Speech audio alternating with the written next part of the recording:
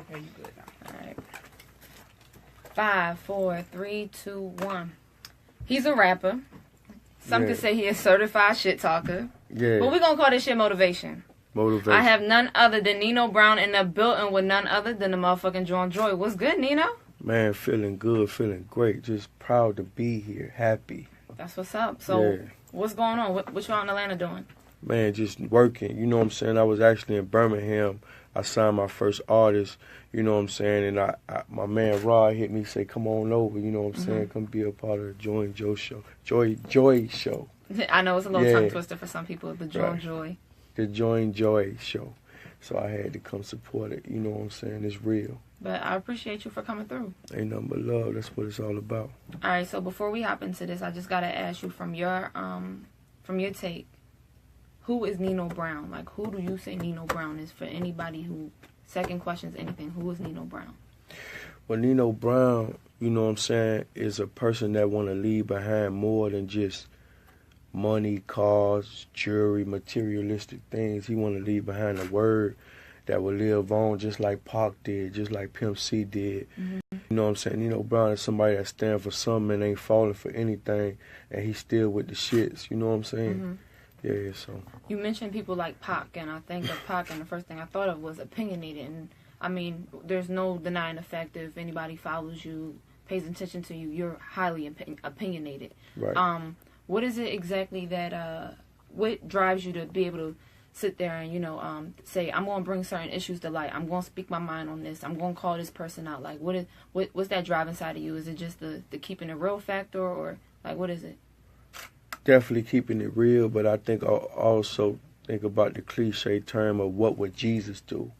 You know what I'm saying? And when I see some shit that's flawed or fake, I'm going to speak on it, man, because that's just what I feel that need to be addressed, because my people being misled is just the misleading of my people, because the difference between rich and poor is information. Okay. So when people see stuff that, you know, go a certain way and they feel like that's the right way to go about it, you know, it's much easier and free when the money is, you ain't got to sell your soul for the money. So I try to teach people and enlighten them. You know what I'm saying? Do you ever think there came a point for you where you felt like you were approaching a point where you felt like you was going to have to sell your soul or anything like that? Well, nah, because at the end of the day, I always told myself if it ain't real, I don't want it. You know what I'm saying? I want to be a part of something that's real. I want to feel organic. Sometimes, you know, everything ain't meant for everybody. So, you know, the riches of the world might not be for me. I just want to be happy. You know what I'm saying? Happiness is priceless. It's something you can't buy. You know what I'm saying? You take the rich man, he ain't got no family. You take the poor man, he got the family, but he ain't got no money. Yeah. So, what makes you happy? What makes Nino Brown happy? Like, what are some of the things that make you happy? Oh, man, I just love to network with my We The Business family right here on my Facebook or Instagram. What's up, IG Live? What's that looking like over there? Who we got over there? Man, we got so many people tuned in. You lit over there. We lit. Hey. We lit, man. This is my We The Business family. I stay connected with everything I do with my people. All right, so let's talk about some of your endeavors. You said that you just came from Birmingham. You signed your first artist. I'm assuming you have a label. What's the name of your label? We The Business. We The Business. Yeah. So, what was your inspiration behind starting a label, the name, everything like that? Well, I want to bring it back to the Death Row days. You know what I'm saying? The UGK days, the real days when music sold and it mattered. Now these artists are like robots. You know what I'm saying? They just hear, they sell a couple records and you forget about them. They don't leave nothing behind that stick with the people. So I want to bring real music back and bring a real era back. You know what I'm saying? That's what inspired me, because, you know, we all say we won't change, but what are we doing to make change? And we can't change the world till we change ourselves. So I just want to change the world. You know what I'm saying? No, respect. Right. You were saying bring it back to an era like, you know, Death Row, UGK. What was your favorite era for hip-hop, you know? I mean, hip-hop is such a young genre, but, like, what was your favorite era? I'm assuming maybe the 90s, since you brought up Death Row. Definitely the Cash Money, No Limit era inspired me 100%. Late 90s, early 2000s. Right. That was definitely a great time. Definitely. All right, so motivational speaking, bringing light to things. What led your path that way for you to, you know, become a motivational speaker and speak to people? Well, it's pretty much this, man. My people, you know what I'm saying, you got the hustlers, you got the prostitutes, you got the strippers, you know what I'm saying, you got the people that get the money, under the sun, you know what I'm saying, and they need somebody they can relate to, you know what I'm saying. I don't want to dress up, you know what I'm saying, a suit and tie. No disrespect to people who do that, but I don't want to do that and relate to my people because I'm not trying to appeal to the people that made it. I'm trying to appeal to the people that's forgotten. Yeah. So I want to dress how I dress and talk how I talk, and people going to understand me. See, because when you walk too perfect, something ain't right about you. So I always try to stay myself, man, as organic as possible. You know what I'm saying? And just lead my people the right way. Do you think sometimes you're misunderstood for, your opinionated thoughts, or you speaking out? Do you think it's sometimes misunderstood or taken the wrong way? All the time, you know what I'm saying? Because at the end of the day, like with the Kardashians, the Kardashians or whatever y'all call them people, you know what I'm saying? I really looked like I was targeting them women, but really I was just targeting the men and say, hey, look, man, you got a Kardashian or Kardashian because of what you do. You know what I'm saying? You get these trophies from playing on the court and rapping on stage and all that. But when you get with a Kardashian, you turn into a Kardashian. You forget your last name West or, you know what I'm saying, whatever else they deal with. 'Cause they done been through the whole league. So, all right, so yeah. let's get into the Kardashians. I mean, I'm asking your deal right now. You kind of just broke it down, but is it personal, or is it just more so like, is there something people don't know? Like, did you fuck with one of the Kardashians, or is it just like, I just don't fuck with the way they got their rise to fame or the effect that they have on the culture? Is that it? It's a wake-up call, alarm clock to my financial leaders. You know what I'm saying? To my men out here that's running the world, that's getting real money, that you need a woman like yourself and some of the women in here that's strong, but they think they need... See, if you look at all the ball players' wives, they all look the same. Long hair, blonde and brunette, you know what I'm saying, pretty eyes, red, light skin, you know what I'm saying? It's all the same women, but what about our beautiful black queens and, you know what I'm saying, that's forgot about and that can relate to what a real man needs, because behind every strong man is a stronger woman. You know what I'm saying? And these Kardashians, they have nothing to offer to these men besides looks. They bring no talent. They bring no justice. They just soak your life out of you and put it in them, and you forgotten. You know what I'm saying? Do you think that could be misunderstood, though? I'm going to play devil's advocate a little bit here. I mean, I'm not a big Kardashian fan. I respect it. I mean, I fuck with them. But more so, do you think it's just the looks? I mean, when money come, you get more money, you look better. You get what I'm saying? So it's just like, I don't think it's fair to say that just because, they are, quote unquote, the pretty girls and everything like that, that they don't offer anything. Well, you got to ask yourself this question. Put yourself in the parent point of view. You come in your house one day and your daughter coming in here. She used to come in here and say, I want to play the game. Now she's saying, well, mama, you know what I'm saying? I want an ass shot or a titty shot or this shot because Kim K got that. Now you a mama now. This your daughter. You know what I mean? Let's talk. So we going to look at this as a parent. Okay. And if you treat people how you want your kids to rock. You understand me? That's how I look at people, man. I judge people off that. And if my kid coming in there talking about this the Kim Kardashian game, and I know when I hear this woman talk and I don't hear no knowledge coming out her mouth or nothing that sounds smart, there's something artificial about this woman. You know what I mean? Some women look good on the outside, but be spiritually, you know what I mean, so demonic on the inside. You know what I'm saying? They'll tear you down because, see, a key to a man's heart is a woman. You know what I'm saying? That's all this world got to offer to a man. You know what I'm saying? That's why we get the money and the flashy jewelry and the cars to impress women.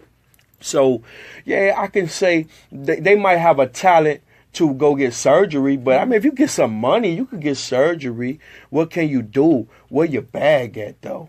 I mean, okay. And I ain't talking about the birthday. I have to respect some of your points of your argument. But outside of that, like, you got a song called "The Kardashian Curse" on your project. Kardashian Curse. All right. See, so I did see a Kardashian. I saw that as Kardashian too. So I'm glad that's clarified. I renamed it. Okay. Why'd you rename it? Was it at first Kardashian and then you could change it to Kardashian? I realized what they was. I realized what they. I just realized, you know what I'm saying? Are they the only women in I would say pop culture that kind of bother you? I mean, it's a lot that could fit into them boxes. Certain things about Amber Rose I don't like. Okay. You know what I'm saying? How she get with these different people. She's a ex, you know what I'm saying, dancer too. Mm-hmm. You know, these women get, you got to look at the culture of black women. We had hoism is at an all-time high and on a decline. That's true. We losing our black queen because they go to the strip club, they see them making it rain on the women, and then, I mean, they thinking like, man, you know what, I got to quit my job and quit my college, you understand me, to go dance at the strip club to get this money and get up out this school, because this school ain't paying me right now. But see, they don't know, you know, I look at the money like this, and not the golf subject because I'm going to stay there. No, you're good. But the working man versus the rich rapper man. The working man will outlast the rich rapper man because the rich rapper man, he got spending habits. He make a lot of money, but see that money, that fast money don't last. You know what I mean? The working man at the end of his career, he get a pension.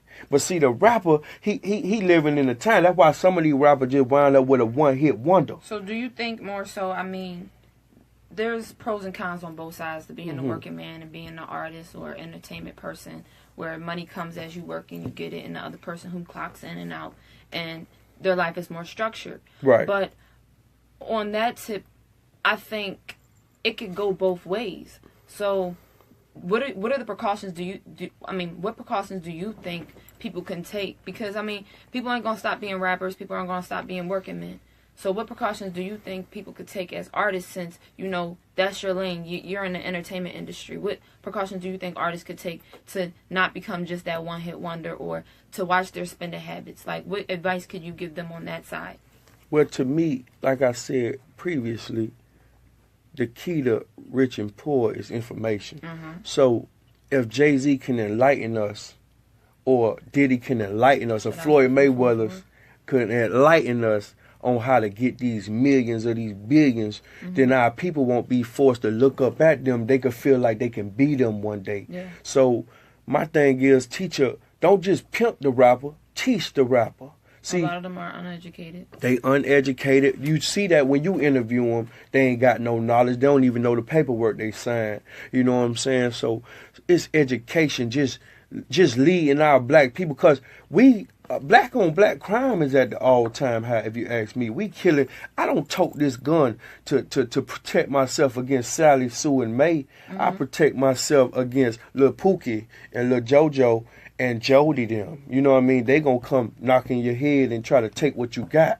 You know what I'm saying? So I don't worry about my light-skinned brothers and sisters. So we got to do better by our people, and it's called enlightenment. You know what I'm saying? All right, I got you with that. So back to let's go back to the music. You got Hood Hero out. You just signed your first artist to your label. Who's your artist? Yeah, it's an artist named Flex. His name Flex out there in Birmingham. Little good kid, believe it or not. We like night and day. You know what I'm saying? But you know what I like about him, man? 23 years old. He got so much spunk in him, man. I feel like I could make this young boy a young champ. I just see a lot of Drake in him. You know what I'm saying? Okay. Yeah. Yeah. All right. So let's talk about Ace Hood. Okay. Let's talk about Ace Hood. By the way, let me see if my shit fall off. Oh, shit. It ain't falling. Hey, Hood, it ain't fall. But go ahead. I'm sorry. All right. So damn. Okay. So let's talk about Ace Hood. I'm not fully aware of everything, but I know that he got on the Breakfast Club. Right. I think after a statement you had made about his watch. Am I correct? Right. Okay. And he I also, Charlamagne brought up the fact that that you had mentioned that he was begging Khaled for 5 racks so he wouldn't get evicted and everything like that. And Ace Hood came to the table and was just like, you know, he didn't know you, and that y'all don't talk or anything like that. You opposed it. You came out and said, yo, we got songs together. It's not like you're a stranger to him. So right. What is that all about? Where do you think he came from to even deny the fact that he knows you? So this is all biblical. You know what I'm saying? If you go to the Bible, you'll see what Peter was walking with Jesus, and then Jesus told him, you're going to deny me 3 times before the rooster crow. And he did that, and you know what I'm saying? So my thing is, when Ace Hood got his time, you know what I'm saying? You know, we all deny the truth because we want to be fulfilled with a lie. You know what I'm saying? People want to forget all the truth when it's bad. Now, when it's good, oh, we accept that. But when it's bad, oh, I was begging for 5 bands. We all get broke. You know what I'm saying? So where did 5 bands joint come from? Where did that come about? The 5 bands. Well, you know, I was with Khaled on tour. We was in New York City. When was this? 2014. It was like 14. Okay. And we was in New York City, staying at the W. And I remember being in his room, rolling up one, just chilling. And I remember Ace Hood.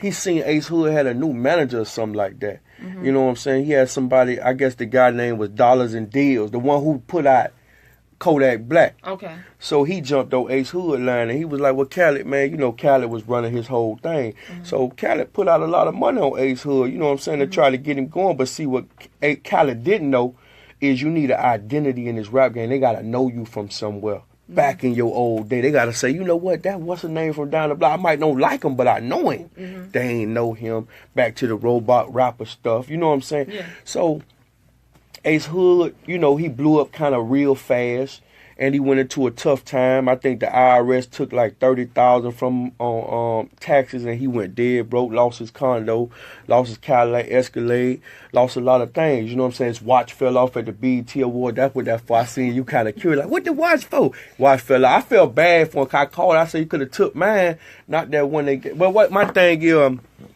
you know, right. he went broke. Yeah. And he like, Khaled, you know what I'm saying? I need you to bomb me up out this situation. Khaled like, man, I ain't got it. When I seen Khaled do that, I said, man, I got to get myself together because I can't put myself in a situation where I'm vulnerable because this man ain't going to stand up for me and he don't owe me nothing. Mm-hmm. You know what I'm saying?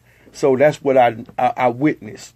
All right, so have you talking to Ace Hood past this? I mean, it just recently happened. Yeah, I seen him. I was shooting a great video, Grab. I was That's shooting on that. The album? Yeah. And I was shooting it.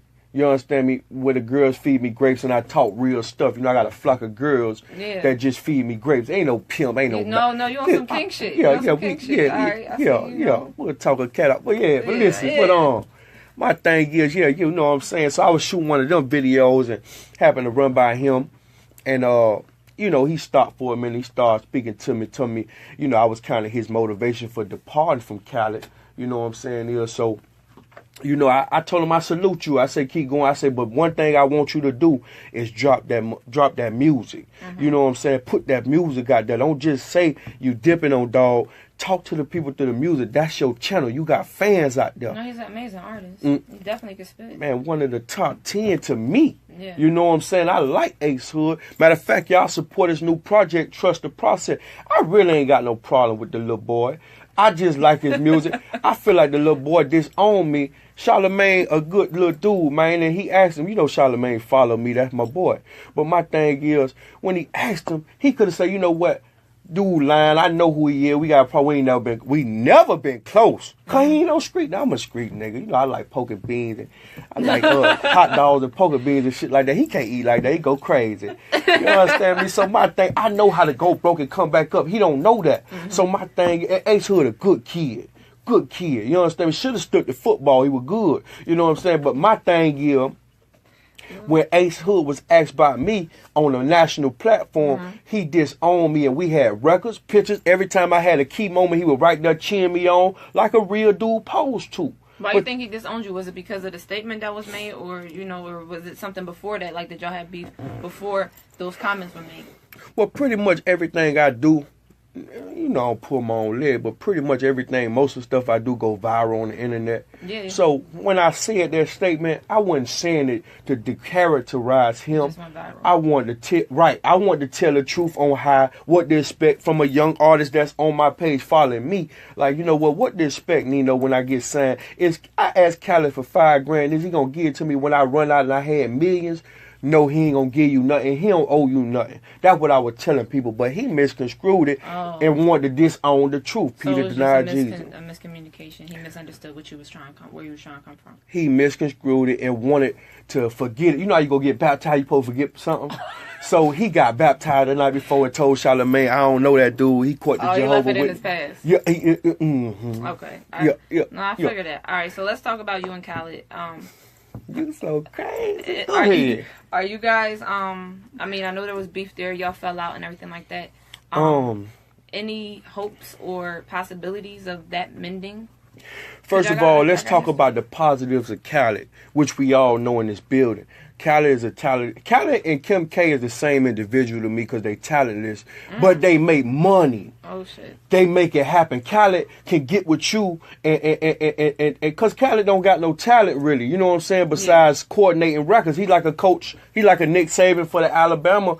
You know what I'm saying is. But my thing is, the good aspect about Khaled is he could politic. The good aspect about Khaled is unity. The good aspect about Khaled is he's an Arab individual that made money in the black business. You know what I'm saying? Right. Made millions. You understand me? But the bad trace is how he do his people. He don't do his people right. So I have a problem with that. So my thing is, and I do thank Khaled for the opportunity to teach me from afar, because I had to learn. We was best friends, me and Khaled. How'd y'all link up? Man, he seen me grind. I had so many hit records in Miami, climbing up the radio. I had to start on my own at the Rolex Club. Rolex, shout out to Rolex too, man. But I used to grind at the Rolex, selling my own CDs and stuff. And everybody would tell my rich. I used to go by Rich Kid, and everybody rich kid. And then my record started going to radio and stuff like that. And then he took me on a tour. He didn't sign me. When Gucci Mane did that record with me, Watch Me Do My Thing, Khaled signed me the same night. You know what I'm saying? So he gave me an opportunity, but the thing with Khaled is he don't treat his people right. But you will learn a lot around DJ Khaled because you're around everybody in the game. You know, you're going to get sick or tired of seeing everybody in the game around Khaled. You know what I'm saying? So I respect Khaled as a hustler, but as a businessman, but not as a person. That's all. So I got a little game for you. Since you're opinionated, and I mean everybody does come to find out what Nino Brown has to say. Right. I have a little game. It's called the Nino Brown Code of Ethics. Okay. It's a book. You got your own book, your Code of Ethics. All right. I mean, feel free to add on from the subjects that I give you. I will. But the first one is loyalty. What's your code of ethic for loyalty? Loyalty is brotherhood. If I have to disguise who I am on the phone with you, or I have to put back in my pain, like if I go down, like I'm talking to you, and I say I can't tell them that, you know what I'm saying? Because they might take that and run with it. You ain't. This ain't no bond. Yeah. My thing is bond. Like loyalty is rare, you know what I'm saying, and fake is everywhere. By the way, but loyalty is hard to find, you know what I'm saying, when hoism is at an all-time high. And let's talk about these no good ass niggas. You know what I'm saying? But we ain't gonna go there because these niggas ain't no good and they causing them to be hoes because they ain't no good. But it started. It's a cycle. Right, but it started being taught. So if you got your mama, she cheated on your daddy, 9 times out of 10, you gonna cheat because you felt like it's all right. Loyalty is started. We have to break the barrier in the household first before we attack everybody else on the outside. Okay. So loyalty is taught. Loyalty number 1. All right. So bad bitches. What's your code of ethic for bad bitches? Man, I'll take a broad that could cook me some cornbread. You know what I'm saying? And stop, see, she's so cute. She be getting on me. Listen. No, but look, I want me some cornbread. I want me some, she got to know how to hold the fort down. Okay. See, my thing is, I look at a woman like, if I died today, could you hold my kids down? Would you able to stand up and say, you know what, that's my rock. I know she going to be all right. I know, go ahead and kill me because my wife going to be all right.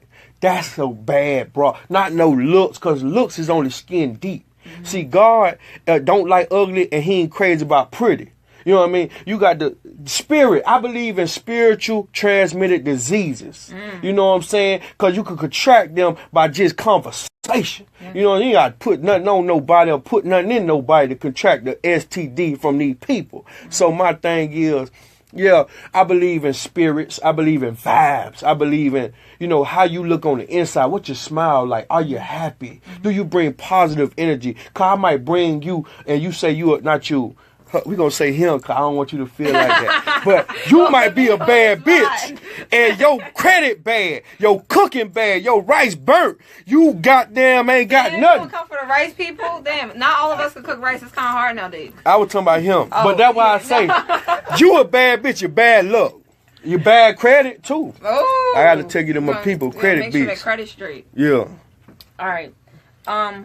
Your code of ethics for hustling, grinding, the hustle, the grind. What's your code of ethics? Very important. You got to be self-driven, very determined. You got to know where you're going, even when nobody else see the opening for you. You got to stay. Listen, do not get content. You understand me? I believe you could take over radio across the country. I believe in you. I believe in anybody I talk to just what you stand for. So my thing is, the code of hustling is real because hustling what got me here. I started in the parking lot selling $5 CD, you know what I'm saying? And selling all type of other stuff we ain't gonna talk about because I don't want to encourage my youth and say you gotta do that. Sure. So hustling is very important. Matter of fact, this music business is all hustle. You know what I'm saying? You got to hustle harder than you rap. You know what I'm saying? Because you got to get the music out there. So just hustle hard as you can and don't take no for an answer. Y'all heard it here first. It's the Joy, Nino Brown. I thank you for coming through. Ain't nothing but love. I had to. I appreciate you. I had to. You know what I'm saying? I appreciate you, man. I just want to leave people with a little word of wisdom, man. Believe in God, man. Believe in yourself. Stunt with your family. Stop trying to stunt on your neighbor. Stop trying to, overlook these women. If you could overlook some, you know what I'm saying, all your wants and start focusing on what you need, because sometimes what you need might not be what you want might not be what you need. I'm sorry. And see, God don't bless haters. Get all that hate out your heart. I just want to leave y'all with that, man, and stay focused, stay self-driven, stay ambitious. Our cycle, you understand me, is very important. We the business. The Joy, we out. That was dope as hell. I appreciate that. So, you know what I'm saying here. I got 4 minutes left on my Facebook family, what it is. You good. All right, Nino, so I got one more thing. Okay. I ain't even give you no background on me. I usually do that before I start the interview. All right, well, of course you know now my name is the Joy. The Joy.